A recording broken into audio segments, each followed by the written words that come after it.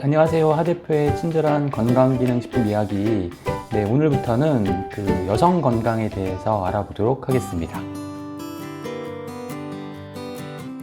여성분들은 생리 주기를 유지하는 게 상당히 중요하다고 할 수 있습니다. 그 여성의 생체 리듬은 그 생리 주기와 아주 밀접한 관련이 있기 때문인데요.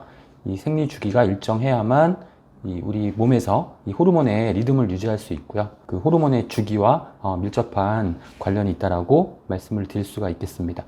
그래서 여러 가지 그 환경적인 문제 때문에 이제 생리가 불규칙해지거나 이제 생리 중단의 문제가 발생할 수 있는데요. 이럴 경우에는 그 자궁의 염증이나 종양 혹은 자궁 내막암의 위험성이 높아지게 되고 조기 폐경의 가능성도 증가합니다. 그래서 난임이나 불임의 문제가 발생할 수 있고요.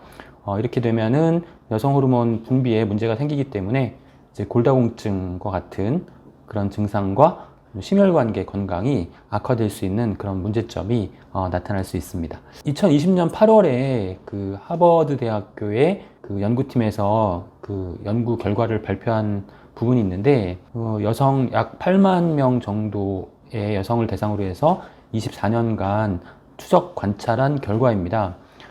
생리 주기가 불규칙한 여성의 경우에는 70세 이전의 사망할 위험성이 증가하게 되는 것으로 밝혀졌고요. 18세부터 22세 생리 주기가 불규칙한 여성의 사망 위험이 37% 이상 증가한다라는 그런 결과가 나왔습니다. 그리고 생리 주기가 40일 이상이 되는 경우에도 조기 사망 위험이 34% 증가한다라고 하고요. 생리 주기가 불규칙한 경우에는 호르몬 불균형의 문제, 또 만성 염증, 또 대사 장애 등의 문제가 나타날 수 있고 난소암이나 심장 질환, 당뇨병 등의 위험이 증가할 수 있다고 합니다. 자, 생리 주기를 유지하는 것이 상당히 중요하다고 말씀을 드렸는데요.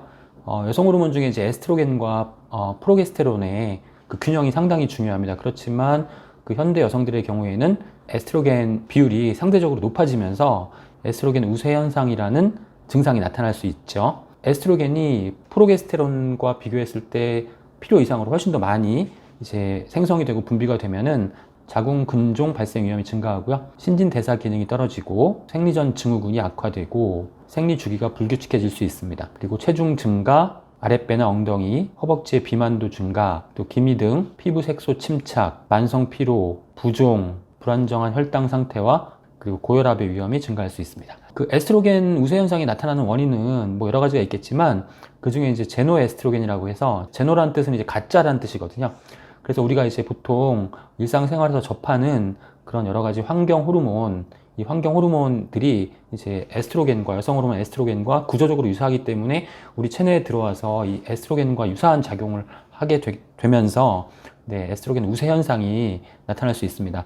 그래서 우리가 일상생활에서 많이 사용하고 있는 플라스틱이나 가공식품, 식품 첨가물, 살충제, 세제, 일회용품 등의 이 제노 에스트로겐이 상당히 많이 존재하고 또 이제 스트레스나 만성 피로를 호소하시는 분들이 많으신데 이럴 경우에는 이제 부신 기능이 저하되고 코티졸 생성이 증가되면서 여성 호르몬인 이 프로게스테론이 생성이 감소됩니다. 왜냐하면 이 코티졸이라는 그 스트레스 호르몬과 프로게스테론이 생성 경로를 공유하기 때문에 그런데요. 이러한 현상을 코티졸 스틸, 그러니까 코티졸이 프로게스테론을 뺏어간다. 이런 의미로 이해하시면 될 것 같아요. 그래서 결국 이제 스트레스 만성 피로 관리를 해주시는 것이 이 에스트로겐 우세 현상을 또 예방하는 데 필요합니다.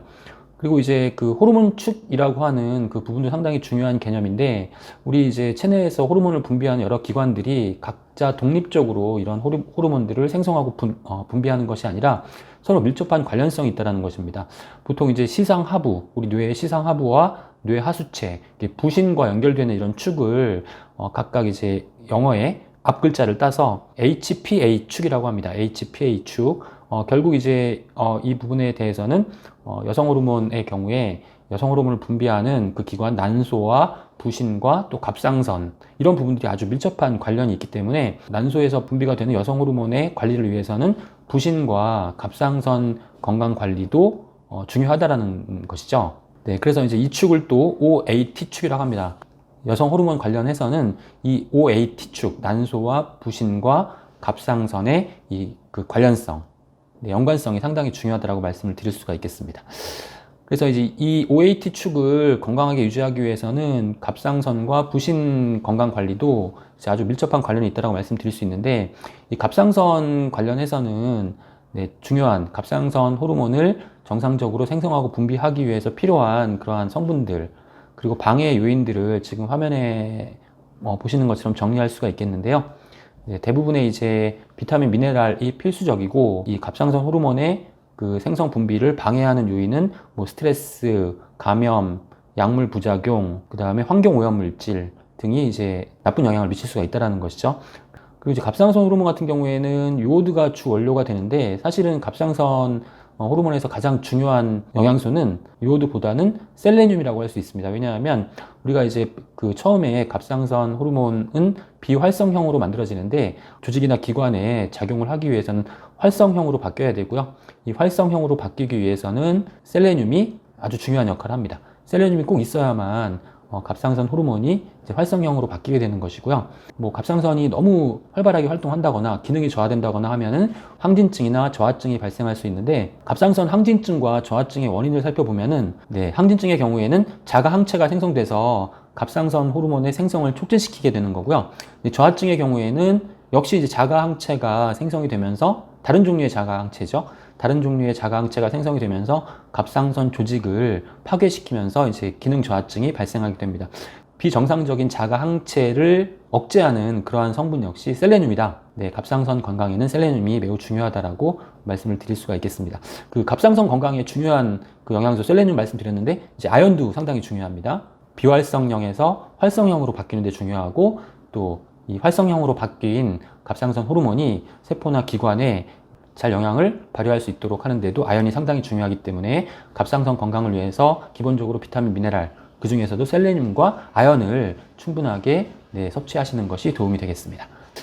그리고 이제 부신 건강에 꼭 필요한 영양소들이 있습니다. 그 난소와 부신과 갑상선이 서로 밀접한 관련이 있기 때문에 부신 건강을 유지하는 것도 생리 주기를 유지하는 데 상당히 중요하다고 말씀을 드릴 수가 있겠는데요.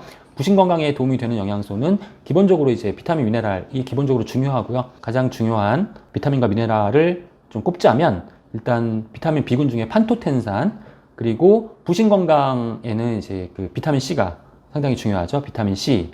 그리고 미네랄 중에서는 마그네슘과 아연, 상당히 중요한 작용을 하기 때문에 부신 건강을 위해서 기억하셔야 될 영양소는 판토텐산, 비타민 C, 마그네슘, 아연 등과 같은 그런 영양소를 충분하게 섭취하시는 것이 도움이 될 수 있겠습니다. 그 여성 건강에서 생리 주기를 유지하는 게 상당히 중요하고, 이러한 생리 주기를 유지하기 위해서는 환경 호르몬을 좀 멀리 해야 되고, 그리고 갑상선과 부신의 건강을 유지하는 것도 상당히 중요하다고 말씀을 드렸고요. 또 그러한 갑상선, 부신 건강에 도움이 되는 그런 영양소에 대해서 정리해서 말씀을 드렸습니다. 경청해 주셔서 감사합니다.